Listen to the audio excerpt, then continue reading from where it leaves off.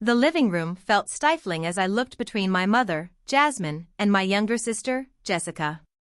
Jessica had just announced that she and her husband, Harry, needed a place to stay after hitting a rough patch. My mother's face lit up as if she'd just received the best news. "Of course you two can stay here," Jasmine exclaimed, pulling Jessica into a tight hug. "We'll make room for you, no problem." My heart sank. This was my home too, the modest two-bedroom house I'd worked tirelessly to help maintain. But, as usual, my needs were ignored. "Mom, can I talk to you for a minute?" I asked, trying to keep my voice calm. "Not now, Laura. We need to get the guest room ready for Jessica and Harry." Jasmine waved me off dismissively. Jessica shot me a smug grin, clearly enjoying her position as the favored daughter. I clenched my fists, feeling anger boil within me. "This isn't just your decision," I said, raising my voice. "I live here too, and I don't agree with them moving in without any discussion." Jasmine's face hardened as she turned to me. "Watch your tone, young lady. Jessica is family, and family comes first." "But what about me?" I demanded, my voice breaking. "I've sacrificed so much to keep this household running, and you treat me like I don't even matter." "If you can't accept your sister's situation," Jasmine shot back, her eyes narrowed, "then maybe you should find somewhere else to live." Her words stung, like a slap across the face. Behind her, Jessica stifled a laugh, obviously pleased with the chaos she'd stirred up. "Fine, maybe I will," I muttered, my voice trembling with a mix of anger and hurt. Without waiting for a reply, I stormed out of the living room, hot tears streaming down my face. I'd finally reached my breaking point. In my room, I paced back and forth, trying to control my emotions. How could Mom be so heartless? I'd done everything I could to help keep us afloat, and now she was practically kicking me out to make room for Jessica and her irresponsible husband. A knock on the door interrupted my spiraling thoughts. "Laura," Mom's voice came through, sounding irritated. "We need to talk about this." I yanked open the door, glaring at her. "Talk about what?" "About how you're replacing me with your favorite daughter?" Mom's expression hardened. "Don't be dramatic. Jessica and Harry are going through a tough time, and they need our help." "Our help?" I scoffed. "More like my help. I'm the one paying half the bills around here while Jessica's off taking advantage of everyone." "Watch your mouth," Mom snapped. "Jessica is going through a difficult time, and the least you could do is show some compassion." "Compassion?" I laughed bitterly. "That's rich, coming from you. When was the last time you showed me any?" Mom's eyes narrowed. "You ungrateful brat. After everything I've done for you." "Everything you've done for me?" I cut her off, my voice rising. "You mean constantly criticizing me and putting Jessica on a pedestal, no matter what she does?" "That's enough," she shouted, her face red with anger. "I won't have you talking to me like this in my own house." "Your house?" I spat. "I'm the one holding this place together with my paychecks while you indulge Jessica's every whim." Mom's face twisted into a sneer. "If you can't show your sister some basic kindness, maybe it's time you found your own place." I stared at her, feeling like the ground had been pulled out from under me. This wasn't just about Jessica moving in, it was about me realizing just how little I mattered to my own mother. "You're kicking me out?" My voice quivered, more with disbelief than anger. "If that's what it takes for you to learn some respect," Mom replied, cold and unyielding. Something inside me snapped. "Fine," I said, barely keeping the fury out of my voice. "I'll leave. But don't come crawling back when Jessica and her deadbeat husband bleed you dry." Her eyes widened, but before she could respond, I slammed the door, choking on the hot tears that spilled down my cheeks. I sank to the floor, feeling my world crumble. After that explosive fight, there was no going back. I couldn't keep subjecting myself to this cruelty and favoritism. I had to move on. As painful as it was, I needed to start fresh and leave this toxic household behind. I reached for my phone and called my best friend, Amelia, trying to keep my voice steady. "Hey, I need a huge favor," I said, barely keeping it together. "Can I crash at your place for a bit?" Amelia's voice softened with concern. "Of course, Lara. What's going on?" "It's a long story," I managed, my voice trembling. "I'll explain everything when I get there." "Can I come over tonight?" "Absolutely," she replied without hesitation. "My door's always open for you." Relieved, I began packing my belongings, sorting through my life in this house, the home I'd worked so hard to keep together, only to be cast aside like I didn't matter. I folded clothes and packed my personal items, memories flooding over me with each object I touched. The countless sacrifices I'd made to keep things running smoothly, the holidays and birthdays where my efforts went unnoticed while Jessica basked in Mom's adoration. It stung, but I blinked away the tears. I couldn't afford to break down now. I needed to be strong, to carve out a new life for myself, far away from this suffocating dynamic. A knock on the door startled me. "Lara?" "It's Harry." I tensed, feeling irritation build. I wasn't in the mood to hear anything from Jessica's husband. "What do you want?" I called, my tone sharp. "Can we talk?" he asked, his voice deceptively soft. "I think there's been a misunderstanding." I scoffed, opening the door and glaring at him. "The only misunderstanding is you two thinking you can just waltz in here and take over my life." He held up his hands, trying to sound reasonable. "I get that this is a tough situation, but we really need your help right now. Jessica and I are going through a rough patch." "Rough times that you brought on yourselves," I shot back, my anger rising. "Don't try to guilt me into enabling your irresponsibility." His expression darkened. "Watch your tone, Lara. We're family. Families support each other." I let out a bitter laugh. "Tell that to Mom and Jessica. They've made it very clear where I stand in this family." Before he could respond, I pushed past him, dragging my packed suitcase behind me. "I'm done with all of you. Don't even think about trying to reel me back in." As I stepped out into the cool evening air, a surprising sense of freedom washed over me. For the first time in years, I felt like I could finally breathe. As I arrived at Amelia's apartment, a glimmer of hope for a better future sparked within me, a future where I wouldn't be constantly belittled or taken for granted. Amelia greeted me with a warm hug, her face full of concern. "I'm so sorry you're going through this, Lara," she said softly. I managed a small smile, fighting back a fresh wave of tears. "Thanks for letting me stay. I just couldn't be around them anymore." She guided me inside, and the calm, cozy atmosphere of her apartment was a stark contrast to the tense, suffocating air at home. "Make yourself comfortable," she said, motioning to the plush couch. "Want something to drink? Maybe a glass of wine?" I shook my head, sinking into the cushions. "Just water would be great. Thanks." As Amelia disappeared into the kitchen, I took a deep breath, letting the weight of the last few hours settle. I was officially on my own, freed from the toxic dynamic that had consumed me for so long. Amelia returned with a glass of water and sat beside me, giving a gentle, reassuring smile. "Whenever you're ready, I'm here to listen." I nodded, took a sip, and began telling her everything: my mom's blatant favoritism, Jessica's entitlement, and the fight that led to my being kicked out.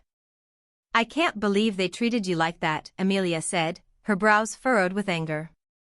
"You've done nothing but support that family, and they just tossed you aside?" "I know," I replied, my voice thick with emotion. "But as much as it hurts, I can't keep putting myself through that." She reached over and squeezed my hand. "You're doing the right thing, Lara. It's time you started living for yourself." Her words resonated deeply, igniting a small but fierce spark of determination. For too long, I had sacrificed my own happiness to please a family that barely noticed me. No more. Over the next few days, I settled into Amelia's spare bedroom, unpacking and rediscovering pieces of myself that had been buried beneath family obligations. I joined a local book club, tried a beginner's pottery class, and felt exhilarated doing things just for me, without the weight of judgment or criticism. At work, I threw myself into my projects with renewed focus, impressing my boss with new ideas and hard work. For the first time in years, I felt proud of myself, not for anyone else's approval, but for my own. As days turned into weeks, the weight of my past lifted, replaced by a sense of freedom and possibility. I was finally living for myself, and the future had never looked brighter. Then, a few weeks after I'd moved in, my phone began to ring incessantly. Each call was from Mom or Jessica, leaving increasingly desperate voicemails, pleading for me to answer. But I ignored them. I wasn't ready to reopen that chapter of my life. For now, I was focused on building a life that was finally, truly my own. One evening, as Amelia and I were enjoying takeout and catching up, my phone buzzed again. I rolled my eyes, reaching to silence it, but Amelia gave me a knowing look. "You should probably answer," she said. "Maybe they finally have something important to say." With a sigh, I picked up the call. "What do you want, Mom?" "Laura, thank goodness." My mother's frantic voice filled the line, filled with a desperation I hadn't heard before. "Oh, really?" I said, feeling a pang of satisfaction. "What's wrong, having trouble without me around?" "It's more than that," she said, her voice strained.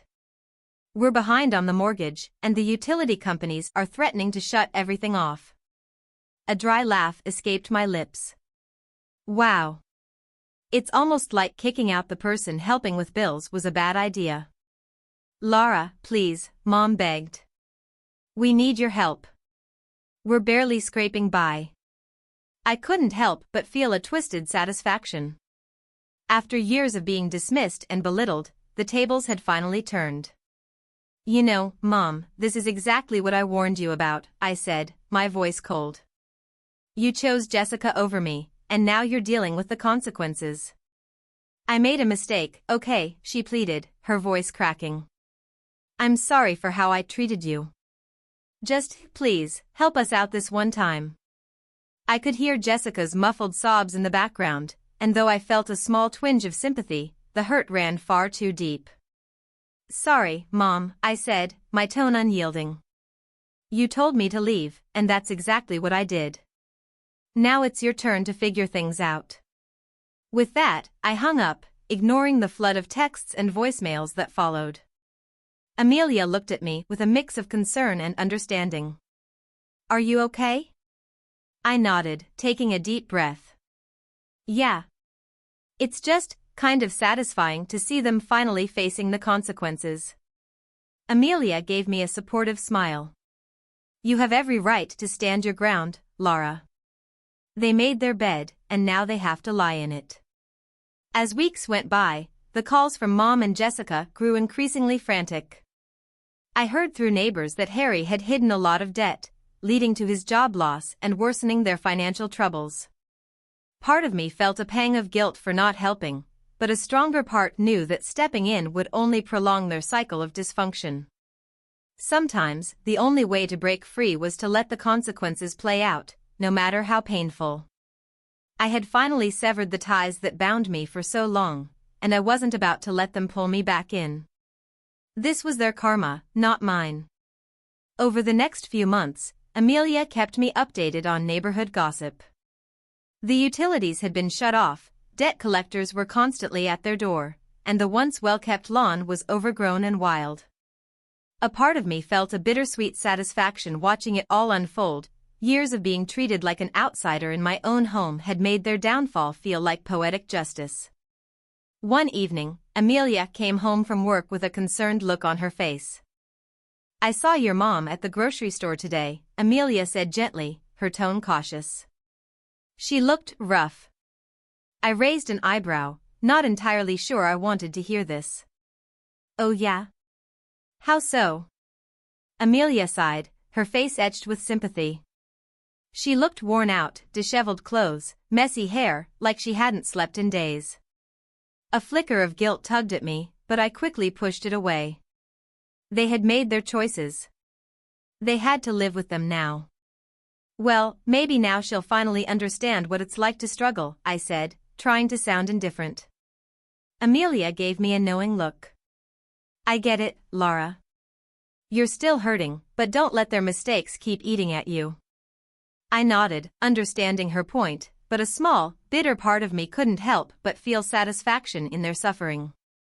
After years of neglect and mistreatment, it felt like long-awaited justice. A few days later, my phone buzzed with an unfamiliar number. Against my better judgment, I picked up. Hello? Laura, it's Jessica, came a faint, strained voice. I felt a surge of bitterness. What does she want now? What do you want, Jessica? I asked, my voice flat. I need your help. Her voice cracked, and I could hear her struggling to hold back tears. Everything's falling apart, and I don't know what to do. I let out a dry laugh, unfeeling. Funny, that's exactly how I felt when you and Mom kicked me out like I was nothing. I know, Laura. I know, Jessica choked, her voice breaking. I was wrong. I'm so sorry. Please, you have to help us. We're desperate. The twisted part of me savored this moment, relishing in the reversal of roles. Why should I help her now? Why would I help you, Jessica? I said, cold as ice. You and Mom made it clear I wasn't part of your family anymore. Please, Laura, she begged, her voice a raw plea. I'll do anything. Just don't let us end up on the streets. I'm truly sorry. There was a flicker of sympathy within me, a small part that almost wanted to ease her pain. But after everything, that part felt too small, too weak. You know what, Jessica? I said firmly, the words resolute. Maybe this is what you need. Maybe now you'll finally know what it's like to be the one left out. I hung up, a mix of satisfaction and sadness swirling inside me. I wanted justice, not to be their savior. They'd brought this on themselves. As the weeks passed, the situation at my old home continued to spiral downward. Amelia occasionally filled me in on the latest rumors, unpaid bills, debt collectors banging on the door, whispers about Jessica and Harry getting into shady dealings to make ends meet. It was satisfying to hear, in a way. Years of being treated as a second-class citizen in my own home had been hard to forget, and it felt like poetic justice to watch them unravel under the weight of their choices.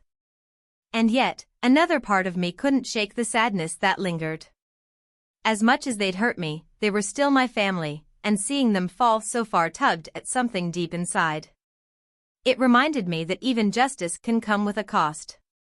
One evening, as Amelia and I sat chatting over a glass of wine, she carefully brought up a subject she knew was sensitive. Laura, she said gently, I know you're still hurting from everything that happened.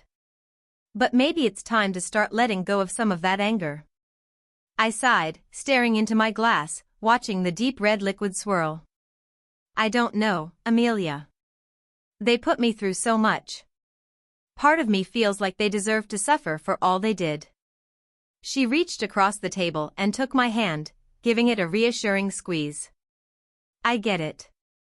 But holding on to all that bitterness? It's only going to hurt you in the end. Her words hit me hard. As satisfying as it felt to see my family finally face the consequences of their actions, was I really any better if I kept clinging to this resentment? The next day, as I was preparing for an important work presentation, my phone buzzed with an incoming call from my mom. I hesitated, unsure whether I wanted to answer. Finally, I picked up. Hello? Laura, her voice was so quiet, almost breaking, laced with emotion. I don't even know where to begin. I braced myself, expecting excuses or manipulations, but her next words caught me off guard. I'm so sorry, Laura, she whispered, her voice filled with soft sobs. I was a terrible mother. You deserved so much better than what I gave you. For the first time, I felt my walls start to crumble as she admitted to the pain she'd caused. "I know I can never make up for how I treated you," she continued, "but please, let me try. I'll do anything to earn your forgiveness." As I listened to her genuine regret, something shifted within me. All the anger I'd held onto suddenly felt like a heavy weight I'd been carrying for too long. Holding on to this resentment was only hurting me in the end. I took a breath, my voice softer than I'd intended. "Mom, I can't pretend that everything's okay between us. You really hurt me." "I know," she said, her voice thick with remorse. "And I'll spend the rest of my life trying to make it up to you, if you'll let me."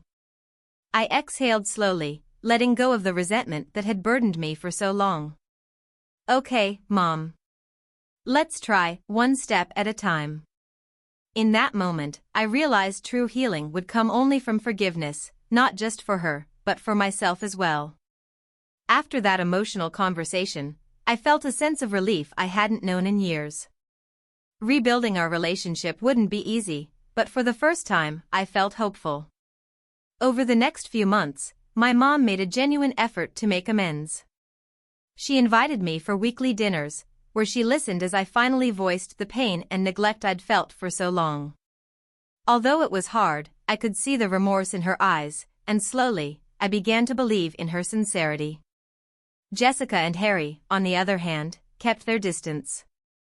From what I'd heard, they'd downsized to a modest apartment and were gradually working their way back on track. Part of me still held resentment toward them, but I knew that clinging to bitterness would only keep me from moving forward.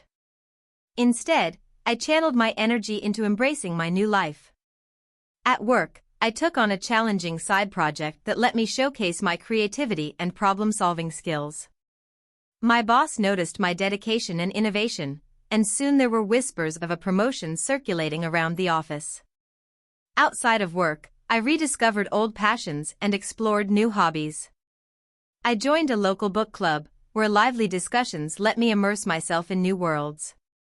I even took up pottery, finding a sense of calm and focus in shaping the clay, a meditative break from the stress I had once carried.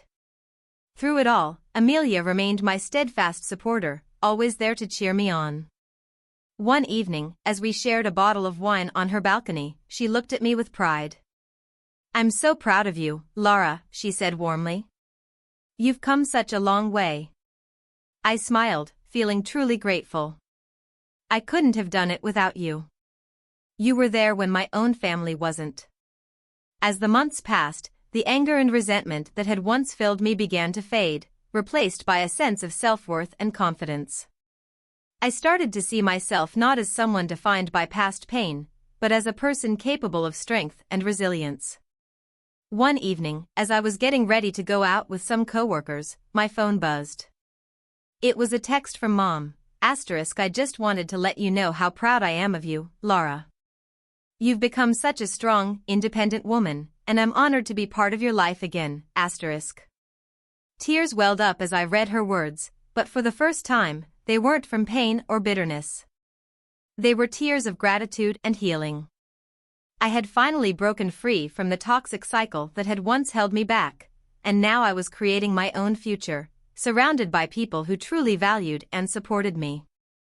As I stepped out into the warm evening air, a deep sense of peace settled over me.